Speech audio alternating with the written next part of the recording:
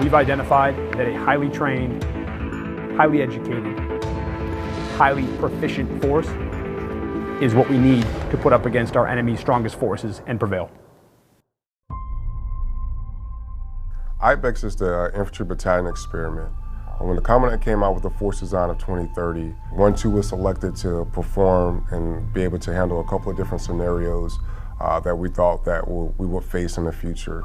So with that, we have a different structure from your traditional battalion.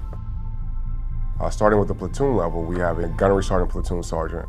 We also have staff sergeant squad leaders, sergeant team leaders, so on and so forth. At the headquarters, we have a very robust medical capability with a independent duty corpsman, and also we have a medical officer. We don't have a weapons company. We don't have the typical assets or personnel that will be employing those things. We've kind of spread loaded them throughout the battalion, lightened our footprint a lot, both with personnel and equipment, to be able to pursue other tasks. The introduction of some of our organic precision fires, the addition or the attachment of some of our signals intelligence Marines, our electronic warfare Marines that are not normally found within a standard infantry battalion, those were capabilities that we needed to have to succeed and to provide to higher command and even the joint environment in the future fight. One of the other pieces that we're experimenting with that we're very lucky to have is a lot of gear, a lot of cool weapons, a lot of optics, and high technology that's allowing us to make our Marines more lethal and more efficient in what they do.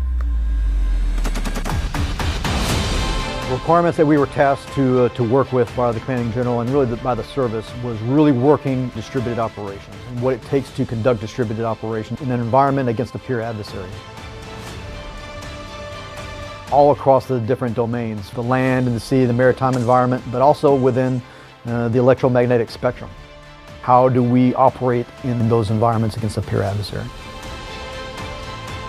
For our first experimental exercise, we really kind of concentrated on conducting small-scale raids, infiltration through difficult terrain, signature management, all kind of at the small unit level, the squad and the platoon level, to really start kind of building capacity and building our understanding of the concepts at the small unit level.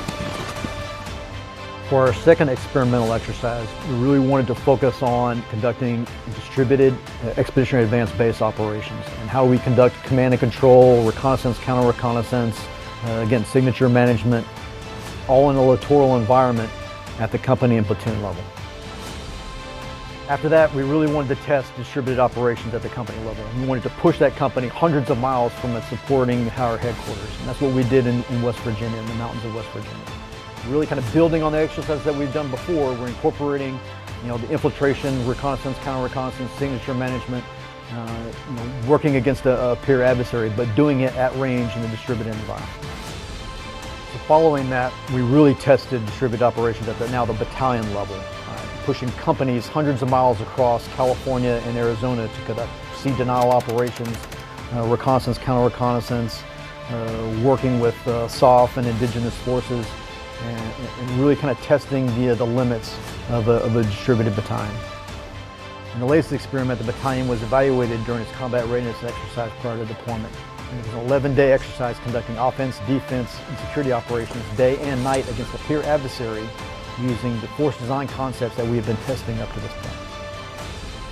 100% certain, I think we're heading in the right direction. If you just look at the way that the nature of war is going now, everybody's using drones, everybody's sensing something, whether you use like communications, like we're using communication windows. With that, I think that gives us survivability. So I know we're moving in the right direction when we talk about expeditionary advanced base, things of that nature. Especially the more we spread out, the less signature that we have. Because if you can be sensed, you can be targeted. And if you can be targeted, you can be killed. We are moving in the right direction in the sense of how we're adding more experience to platoons, to battalions, in order to get farther away, but to still conduct the same mission. Our commandant has stressed in his force design guidance that the Marine Corps needs to step big with a small footprint. With smaller, lethal, highly versatile units as our foundation. When the next battle comes, our adversaries will meet an entirely new beast.